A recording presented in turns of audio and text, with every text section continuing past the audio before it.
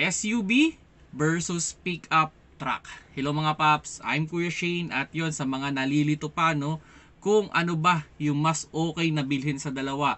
Ito bang SUV or pickup truck? Well, sabihin na natin pag tayo ay bibili ng kotse, syempre marami tayong dapat i-consider. Number one dyan, ano ba yung use nung sasakyan? Ilang tao ba yung sasakay? At saan ba possible na dadaan yan? Well, in terms of dadaanan, saan possible na dadaanan, itong dalawang sasakyan na to ay both capable, no? Sabihin na natin maganda yung kanyang ground clearance at kahit off-road man yan, kahit city driving yan, highway driving, there's no issue on this two kind of car, no? Pero yun nga, in terms of dami ng taong maisasakay, syempre mas maraming taong maisasakay na comfortable sa SUV dahil ang mga SUV natin is 7-seater. Now, kung i-compare natin with pickup, 5-seater lang yung or 5-seater lang yung comfortable na makakasakay. Although, kung kayo ay nasa province, well, pwede nyo pa rin naman pasakyan yung likod, ano? So, pero yung pinaka seating capacity lang talaga ng pickup is 5 lang. Okay, now, dito na magkakaiba ng sabihin na nating scenario, no? The biggest advantage of pickup truck is mas mura siya. Sabihin na natin mga 300 to 400,000 yung difference niya versus sa SUV. And the biggest advantage din ng pickup truck is mas malaki yung pwede mong ilagay sa kanya. So kumbaga kung kayo ay bibili ng mga gamit like mga construction materials o mga karton o box na sobrang lalaki, mga rep, washing machine, wala kang magiging issue with pickup truck, no? Kasi kahit malalaki ang item, kayang-kaya niya. Now, the biggest advantage naman ng SUV is, yun nga, mas malaki o mas marami yung taong kaya niyang isakay. So kahit 7 tao, comfortable pa rin na makakaupo. Okay, although commonly sa mga SUV natin, yung third row ay hindi naman din ganun ka-comfortable. Sabi nga nila, parang nilaan lang talaga yun sa mga bata, no? Hindi talaga sa mga adult kasi masiskip talaga yung mga third row. Pero yun nga, okay, ano ba yung mas okay? Kung gagamitin mo siya for family use, okay, I will recommend the SUV. Kasi ito, kung sabihin natin in terms of cargo space naman, normally sa mga SUV, na itutupi naman yan hanggang dun sa third row hanggang second row. So, kahit malaking item pa rin yung pwede mong ilagay. Now, the biggest advantage of pickup truck naman is mas mura talaga siya. So, sabihin na natin mga 5 to 6,000 per month din yung difference, no? Yung kung sa monthly natin ang pag-uusapan, o mga 300,000 din yung difference, no? So, malaki yung masisave mo. Pero ang issue dito, itong medyo problema talaga sa pickup. Yung second row niya, hindi ganun ka-comfortable sa passenger. Kasi ang issue with the second row ng mga pickup truck is hindi na hihiga. Okay? So, medyo nakatayo talaga yung position. So, kung matagalan na sasakay, medyo hindi ganun ka-comfortable. Then, isa pa sa mga issue ng pickup truck is, halimbawa may item kang binili like mga maliliit na item, hindi rin siya recommended na ilagay sa likod dahil it's either aalog-alog yan or hindi mo pwedeng iwanan dahil nga pwedeng mabuhat ng kahit sino. Now, ito yung recommendation ko, no, kung ano ba yung mas okay talaga.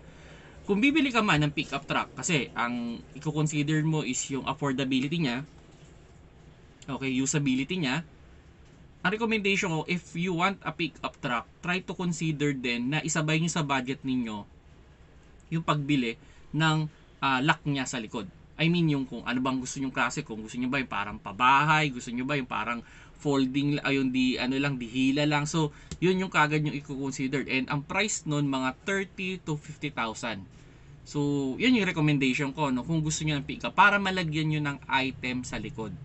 Dito naman sa SUV naman, okay na to eh. Kasi, yan na yan eh. Kumbaga, 7-seater, pag kailangan mo ng cargo space, itupi mo yung third row. Kung kailangan pa mas malaki, itupi mo pa ng second row. So, 'di ba? Walang problema. So, for family use, goods na goods ang SUV. Pero kung pang trabaho yan, okay, like nasa construction field ka, or nagpapagawa ka ng bahay, or sabihin na nating may mga farm ka, okay, well, best option talaga ang pickup truck ano. Pero yun, siguro mas better balansehin yung mabuti. Kasi ang iniisip ng iba, mas malaki yung cargo space. Ito lang yung idea lang dyan mga paps ha. Yung cargo space kasi pwede ring makaya ng SUV yan dahil natutupi. Okay? So yun yung pinaka-idea. Now, kung sasabihin naman natin na yung kung ang sabi hindi nga mapoproteksyonan yung mga gamit sa pickup, well, yun, kailangan nyo talaga maglagay ng accessories, no? Para at least kahit lagyan mo man ng item sa likod, maisasarado mo. So yun naman yung pinaka-advantage ng pickup truck, no? So yun mga paps, no? So ngayon, bahala na kayo kung ano sa tingin nyo. Kasi yung most of the pickup truck naman, halos parehas lang sila ng makina. Okay? Parehas lang sila halos ng performance. Although, mas matagtag ang pickup, okay? Compare kay SUV. Pero mas malaki yung load na kayang i-handle ng pickup than SUV. So, nasa sa inyo pa rin. Ang pinaka bottom line dito is usability. Okay? So, kung ano yung mas trip nyo. Yun, isa pa pala, aircon, no? Ang pickup, ang aircon niya sa front lang. Okay? Wala siyang aircon sa second row. Compare sa SUV na may aircon. So, kung comfortable yung pag-uusapan natin o comfort yung pag-uusapan natin, well, maybe SUV is the best option. Pero nga, kung construction or something na maglo-load kayo, nasa may farm kayo, nagpapa-construct kayo, or may business kayo na kailangan ng heavy load, well, pick up is the best option. Pero syempre, consider nyo muna kung ilang tao ba yung sasakay. Kasi, yun nga, sa pick up, hindi ko to i-recommend yung mga pang long ride eh. Kasi ang comfortable lang talaga dito yung first row. Yung second row, kung isa lang yung sasakay, pwede humiga. Sige, comfortable yan kung bata. Pero kung mga adult, papaupuin mo sa likod, I would not say na comfortable sa pangmatagalang ride. Unlike ng SUV. So yun mga paps, no? Kung nagustuhan nyo yung video, paki-like. At yun, ngayon, magsasagot na naman tayo ng mga tanong, no? Na naipost dito sa aking YouTube and Facebook, no? Okay, ito, isang question na lang dito is, hindi masyadong gamit yung kotse, kailangan ba siyang i-change oil kahit hindi masyadong gamit? Well, okay. Okay, ito. Actually, controversial nga ito eh. May mga nagsabi na kahit hindi naman, pag hindi gamit yung kotse, kahit sundin mo lang yung kilometer.